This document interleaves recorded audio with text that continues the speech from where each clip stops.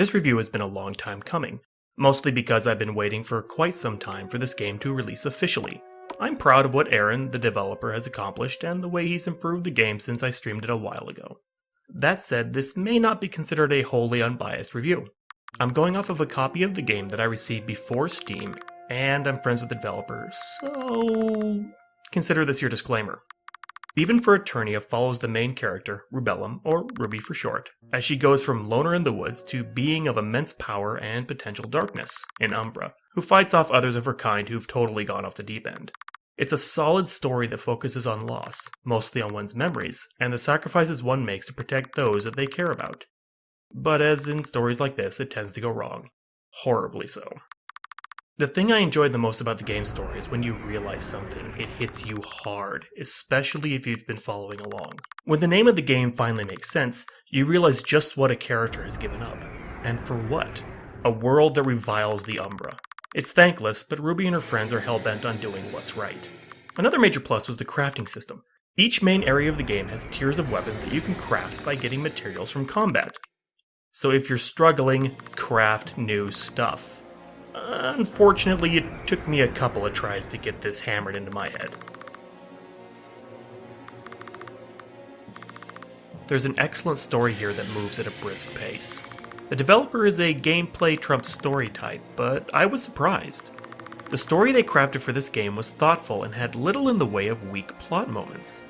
It held everything together nicely and made me want to keep playing to find out what was going to happen next.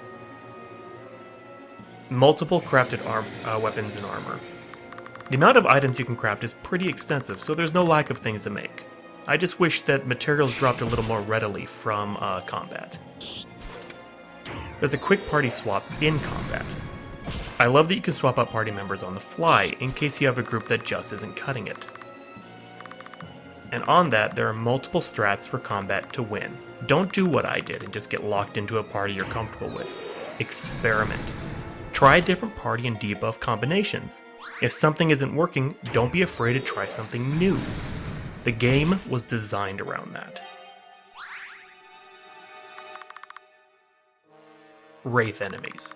Every 20 or so enemies you defeat becomes one, sometimes during a fight. And these are beefed up, stronger versions that can be a little difficult to defeat. You can reset the Wraith counter in an area by paying a fee, however, but it's just mildly aggravating to nearly kill an enemy only for it to heal to full and become supercharged after killing its neighbor. Although, the thing about Wraiths is you do need to fight them to get some of the higher tier crafted weapons. Sometimes the story can feel a bit forced. Certain things seem to happen merely to move the plot along, writer's convenience, but it's not necessarily a bad thing, and it didn't happen too often. For most of the game, crafting is going to be your primary source of income.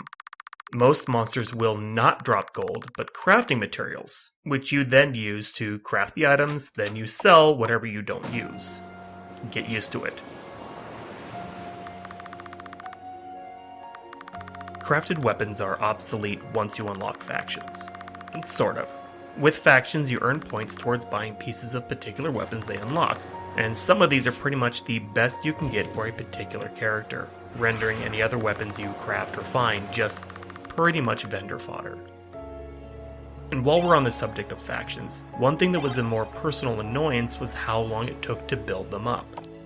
Okay, that's, fair enough. You want to make sure the good gear only goes to the deserving. But if you want to switch factions, you basically are going to have to level it up twice. Each faction has an opposing one, and as you earn points in one, you lose them in another. And yes, it goes negative. This pretty much forces you to grind a lot to get the primo weapons for all your characters, or you're cherry picking for the particular ones you want. This has another negative aspect as you now feel forced to play certain characters over others simply because they have the best gear, not necessarily because they work best for a fight. Some of the characters need more story agency. And what I mean by this is, a couple of the party members seem to have light roles within the main story, and they're more there to fill in a combat niche, rather than one that relies on moving the plot forward. Which is fine. I just wish, for me, the story guy, that they would have a little bit more meat to their, to their tale. You can probably guess that I'm going to go ahead and recommend even for Eternia. but not because I'm friends with the developer. I'm going to recommend it because I believe it is a solid game that shows a lot of heart and promise, and the developer is dedicated to producing the best product they can. While I streamed it, they took suggestions and critiques like a champ, and changed the game into something special, and I think you'll agree. I'm HawkZombie. Thanks for listening.